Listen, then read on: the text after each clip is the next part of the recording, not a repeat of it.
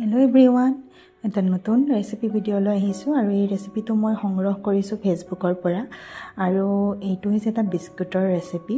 এইটো বিস্কুট বুলিও ক'ব পাৰি, পিঠা বুলিও ক'ব পাৰি। আৰু মই এই কাপটোৰ জোখেৰে চেনি একাপ দিছোঁ আৰু লগতে চুজি 2 কাপ দিছোঁ। আৰু এই দুয়োখিনি ভালকৈ মিলাই লৈ মই মিক্সিত এটা পাউডাৰ বনাই লৈছোঁ। তাৰপিছত একেলগে দিছোঁ সেই কাপটোৰ জোখেৰে আধা কাপ ময়দা, আপোনালোকে আটাও দিব পাৰে, সেইটো আপোনালোকৰ চইচ অনুসৰি দিব পাৰিব।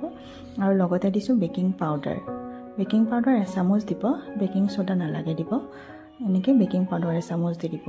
আৰু লগতে দিব ঘি এচামুচ। ঘিটো অপশ্যনেল হয়, যদি ভাল পায় আপোনালোকে দিব, আৰু ঘিটো যদি ভাল নাপায় নিদিলেও কথা নাই। আৰু লগতে দিছোঁ ৰিফাইন অইল, আৰু দিছোঁ নিমখ আধা চামুচ দিছোঁ। অকণমান নিমখটো অপশ্যনেল হয়, আপোনালোকে দিলেও দিব পাৰে, নিদিলেও নাই। আৰু এইখিনি ধুনীয়াকৈ আটা যেনেকৈ আমি ৰুটি বনালে মাৰি লওঁ সেনেদৰে বনাব, কিন্তু পানীৰে নহয়, গাখীৰ ইউজ কৰিব।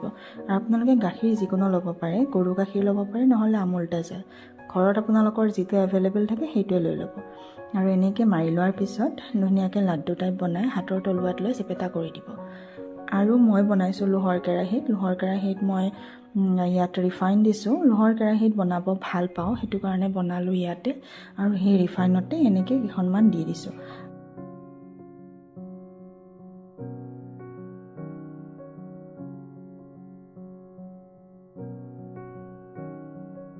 আপোনালোকে এনেকৈ এবাৰ ট্ৰাই কৰি চাব পাৰে। ফাইনেল ৰিজাল্ট বহুত ভাল হৈছে, ক্ৰিস্পি হৈছে।